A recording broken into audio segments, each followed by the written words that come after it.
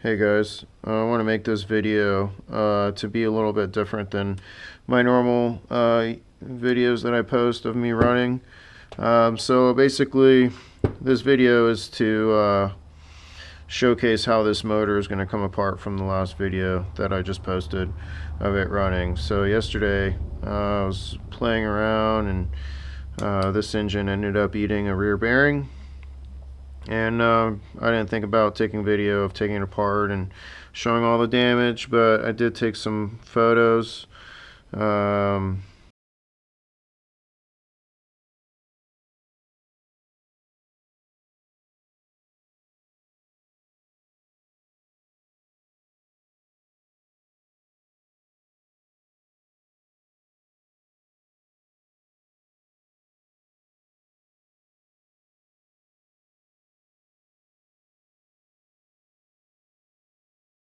And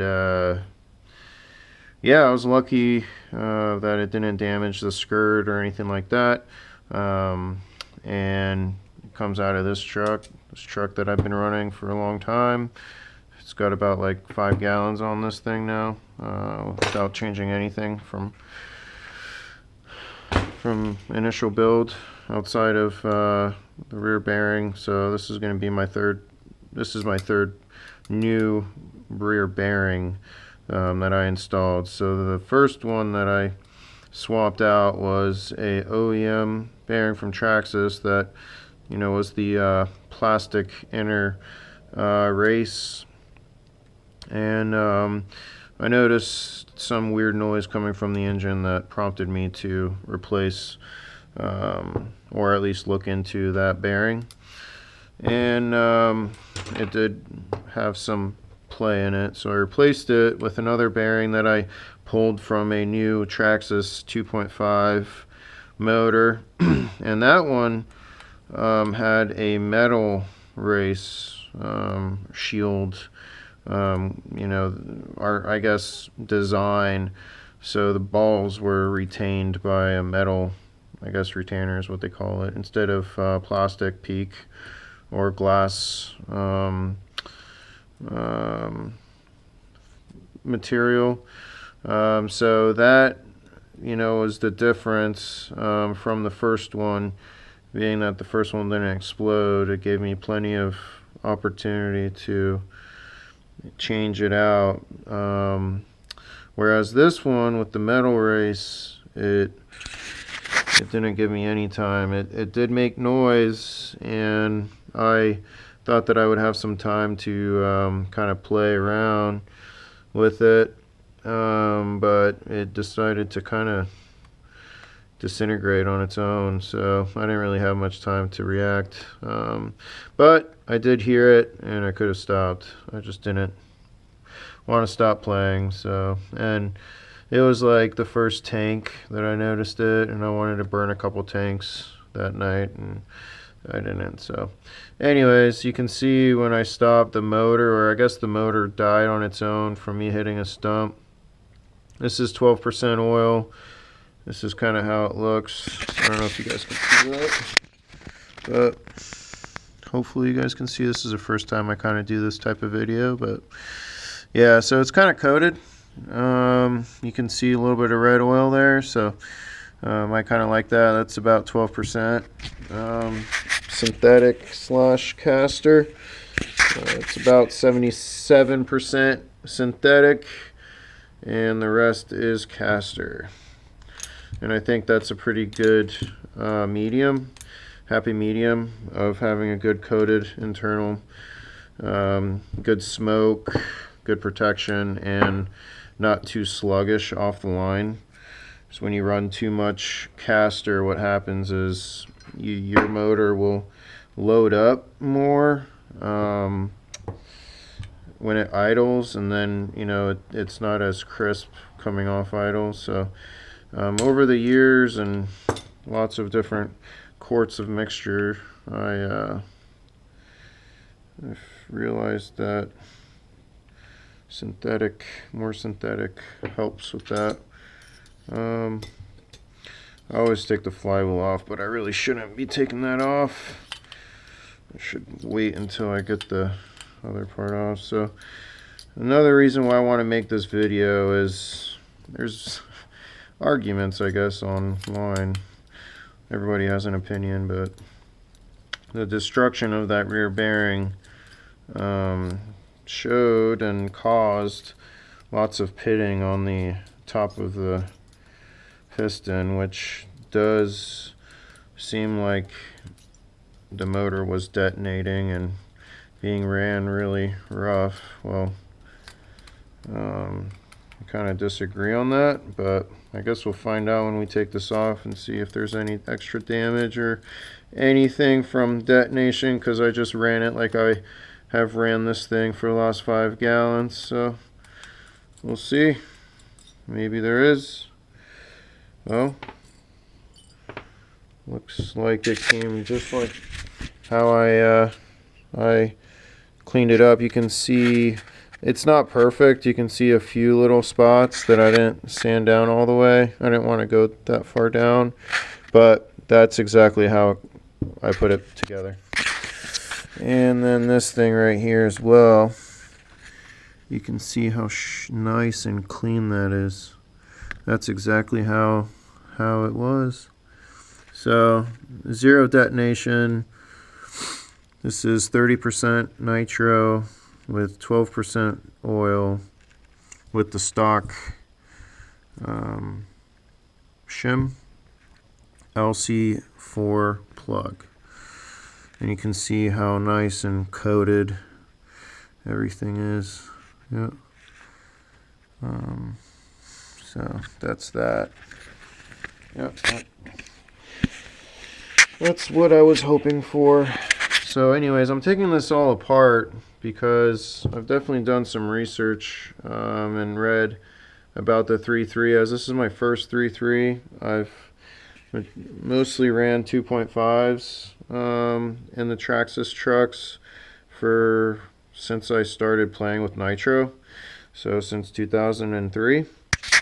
And you know, I played with 1/8 scales and, you know, things of that nature, so those are different. But I never blew up or never seen an exploded rear bearing in a 2.5 before, and it was definitely quite interesting to experience that.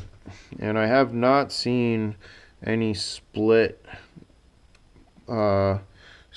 rods like everybody's been talking about or talks about, which I've definitely read all sorts of stuff on Reddit and all that, so I'm not saying that doesn't happen, but could be a combination of factors, right? The lack of maintenance on the bearing, where if the bearing is loosening up and causing some play, that can then, you know, get into or transfer into the rod. And if you add, you know, a lean tune to it, or at least a tune that's not perfect or, you know, satisfactory, then you might end up in that type of scenario.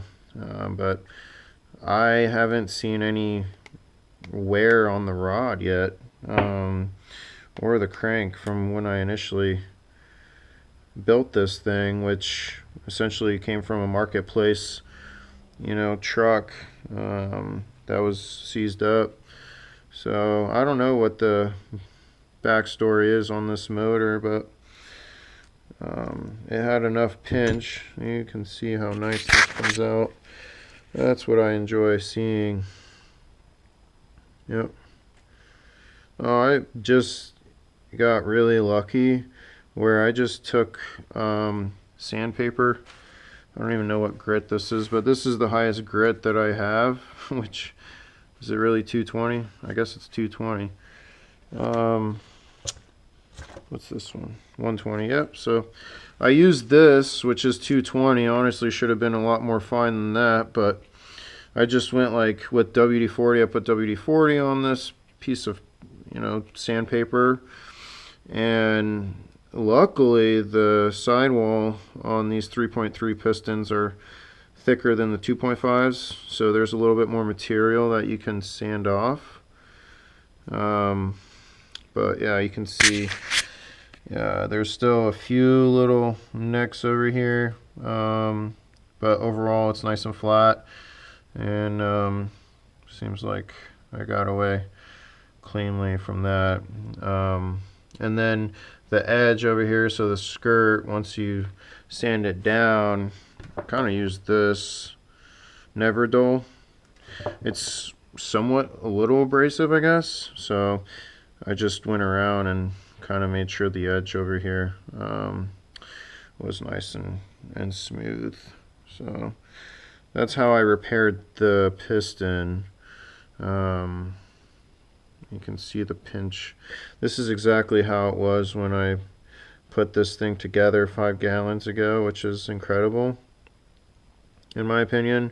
The 2.5s run, I mean, you gotta have the 3.3 makes so much power that you don't have to be wide open throttle all the time, and you don't have to run it as hot, so you can get away with running it a little cooler, and that, you know, helps retain the shape of the sleeve. So yeah, 240 to 260, you know, is a nice bashing type environment. And then if you really want to go like race, you know, peak power, like 280 is really where this thing really wakes up, and you know, it's like near impossible to control with the short chassis, but it is really fun.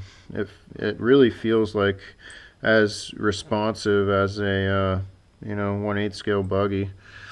So that's why I like the 3.3. And yeah, so anyways, that's that.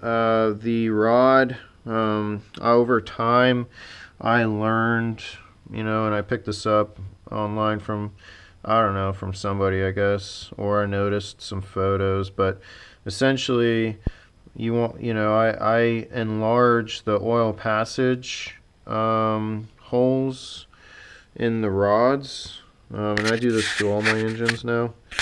So you guys can see where the oil goes through, right? You just take a little Dremel bit, and you can do this by hand, and you just enlarge the hole there. Both sides. I mean, the main side is obviously the crank side, but if you can do both sides without damaging the wrist pin, or at least touching the wrist pin, you don't want to touch the wrist pin, but that'll, you know, provide more oil to the crank pin and to the rod, so the rod will stay a little cooler. And I have done this on the 1/8 scale, you know, SH motors, and I've seen a lot of positivity out of it, especially this right here in the 2.5. I don't see as much wear in the rod and the crank pin. This one actually, surprisingly, it has not worn anymore since I put it together, and it's not perfect by any means. There's definitely a little bit of play, which I'll show you guys in a second. There's a little bit of play, but when you consider, you know, the oil that comes in and provides like some sort of surface protection, that's probably, you know, going to take a little bit of play away from the pin. Yeah, okay, that come from the this dirt right here. That's just from the flywheel. Okay, so anyways, this goes like this, and there is a little bit of play up and down, like you can see that, right? I mean, obviously that's not perfect, but it's been running like this for 5 gallons. Yeah. There's side to side play like that. I mean, that's also not the best, but the most important part is up and down, and there's barely anything. So I'd say, you know, when you guys are rebuilding your motors and stuff and you see that, you know, I'd say that's probably still fine. You know, and anticipate replacing the rod, I guess. For me, I'm trying to see if I can split this rod as the first engine. I want to see what the failure points are before I really, you know, break in a brand new one or whatever. So I'm trying to really test the failure points. And so I know the rear bearing is a failure point, and this is this rod potentially is, but with the bigger holes, I suspect that you know is enough to be able to fix everything. So yeah, so that's the internals of this motor. And then, you know, of course this doesn't look pretty at all, right? This doesn't look pretty because this got hot on the last bearing. And then over here, it can't really catch, but it seals still. I mean, it definitely still runs. It idles and whatnot. So got lucky there too. This right here, it was really difficult to take out the outer, I guess, ring or the outer part of this bearing, so I kind of damaged this. I didn't know how to take it out, but I ended up with a flathead and using a hammer from this side, and I just pushed it that way, and then I just dremeled. So anyways, this case isn't the nicest anymore, so that that has prompted me to figure out if I can modify the crank in a way that will offer more flow to the bearing. So that's my next experiment. Yep, that's my next experiment. So you can see here, so if you guys know, you know, if you guys are taking apart your carbs off your crank, off your engine, and you already set it on your truck, you know, with the linkage and everything, and you don't want to lose the positioning of it, you can always like kind of put a little you know, pointer or mark on the case, and you align it with, you know, some sort of indicator so you know exactly where to put it. And so I just used the mold, I guess where the two molds come together, and I just used that as a reference. So that, you know, that little mark right there and right there. So now I don't have to guess. I guess this thing was gonna take off some, was gonna drink some rubber. That's cool. But yeah, I'm gonna make another video eventually when, you know, I see some success, hopefully, with whatever mods or enhancements to the crank that I can figure out to help get some oil into the bearing or more. I don't necessarily want to modify the crank, you know, and cut it up to try to get more oil into it or into the bearing, just because, I mean, I don't think these are balanced from factory, but I don't want to make it any worse. I know Ciro has like a nice little like indentation on the backside of their crank, and you know, that's probably a way for oil to be picked up and brought into the case or into the bearing. So I'm not sure if that would be helpful or not, but I'm inclined to just do some modifications to the case and see if I can get any more life out of the rear bearing. Right now I'm running the stock bearing. I just pulled it from another new motor I got sitting in the collection bin, and it seems like the last two got about 2.5 gallons. The front don't have any issues with. I'm running the Avid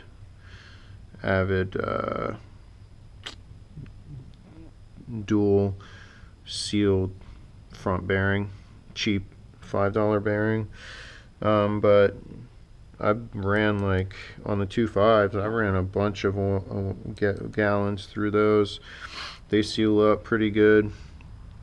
And then the rear, well, I never really actually changed rear bearings that much, honestly, in the past with 2.5s. So I'm gonna get this thing out and clean this up, do some modifications, basically just trying to chamfer out, you know, where the like, I guess I can show you guys right here. Yeah, so this is a nice case. It's not messed up or anything, so this is a nice opportunity to use this case as the R&D test mule. But anyways, right here, like where the bearing sits, I'm like, I did a little bit of chamfering over here, and I had no idea what that would do. Like, theoretically that shouldn't cause any problems because they do have a little bit of a oil passage over here, and there are, like, you know, 1/8 scale buggies, those .21s, depending on the manufacturer, they'll have like a whole groove cut out underneath. And so that's kind of where I got that idea from. So I chamfered along over here where you see there's no rust. That's kind of where the bearing sits. And then I realized, I think I got to chamfer it a little bit deeper where the rust is sitting, because that's where the actual bearing is. So I got to get some, you know, actual cut in there, at least an angle for oil and gas to make its way to the bearing there. I'm not going to do too much up here, but down here I'll do a little bit more. But I did go around. I might drill a little hole here. I did notice this in my searching online. I noticed some guy who modified his case, he drilled a hole right through right here, kind of like this hole right here, which I guess this hole is what provides some oil to this bearing. I'm considering opening that up too. I'm not sure if that's going to affect the seal or not.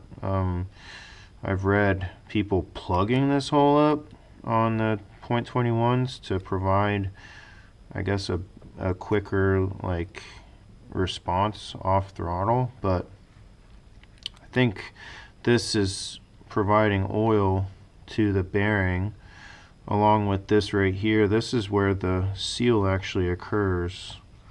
So if this gets too damaged up, I can't seal anymore, but you guys can see, I hope. I don't know how this camera angle is going to look, but right here where it's shiny, that's kind of where the that's where you have your seal.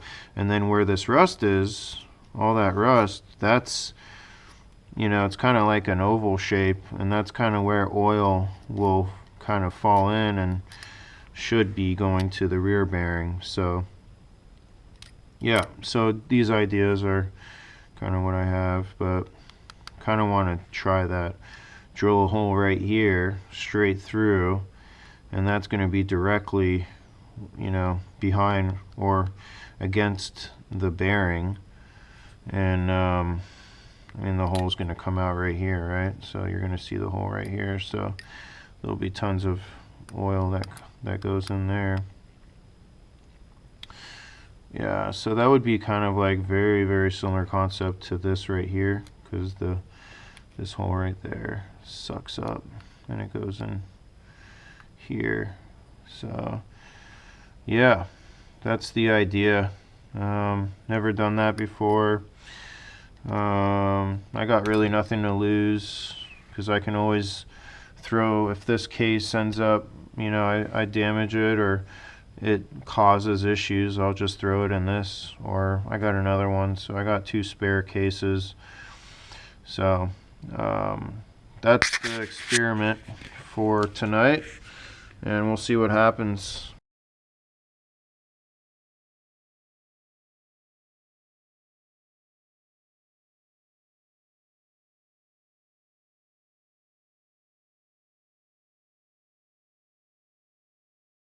But you guys can see this is completely stock. I haven't done anything to this. There's no flow mods or anything like that.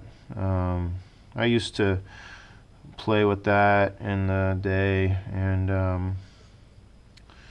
I think it's not worth it. These reliability mods are worth it though, so let me see if I can show you guys the specific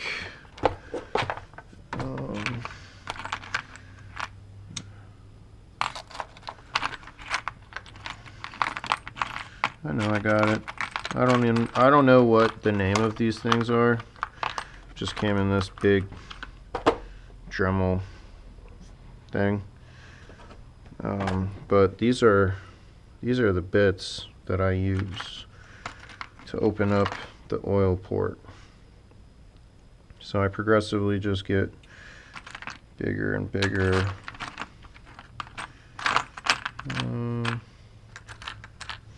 Yeah, I think that's it. So anyways, yeah, so you just basically go in here and you just spin it. You just spin it like this, and it'll start eating away at the soft material, and eventually you're gonna have a really nice wide open passage. And then you can just change the bit. You go a little bit deeper. I would say that you do have to ensure that you don't do too much, because you don't want to see how it's coming out. You don't want, like, you want to open the hole up a little bit on that brass insert, but you also want to make sure that you clean it out really well so it doesn't scratch the pin. So you take, you know, you can take like a Q-tip or something, and you just run it around like that. As long as you don't have anything, then you're good. So that's the idea. Both sides, any engine, go at it. Definitely will help. But yeah, this is 12% oil. 12% oil. Can't tell. That's what Klotz does. Super clean burning oil. Yep. I've never had any actual fuel off the shelf that ever looked like this, clean like this. And then of course the methanol and the nitro itself also plays a part. But anyways, that's kind of the video. You can see completely stock carb. Everybody says these carbs are garbage. I can maybe agree with them in the sense that, you know, the slider is got a lot of play in it, so you know you're going to have some air leakage through there, which can potentially make the tune inconsistent, but you should have enough of a window in your tune to compensate for that. And if you do that, or if you at least are mindful of that, then you should be good. Yep. A very small idle window, like 0.5 millimeter or 1 millimeter, and then the rest you just tune with the the low for the idle, and on the high, and that's it. I haven't played with the OS carb on the Traxxas motors. I know that the OS motors tune very well. I've ran the 18 TM and the TZ, and I can tell you the 3.3 is right up there with those two. But tuning wise and the audible smoothness, definitely OS is definitely a better experience. But power wise, I mean, the 3.3 puts it down with the stock muffler. 3.3 stock muffler, it definitely puts down some good power. It puts the 2.5 really to shame. The 2.5 might be a little bit more reliable, but if you figure out how to make, the 3.3 reliable, then I'm sure, then you don't have any more problems, right? So, yep. So that's it. Hope you guys enjoy a little bit of that. Feel free to comment and let me know what you guys might want to learn about, or potentially me explain. I love nitro, and I'd like to keep it going, so if this is a way for me to be able to do that, it's awesome. So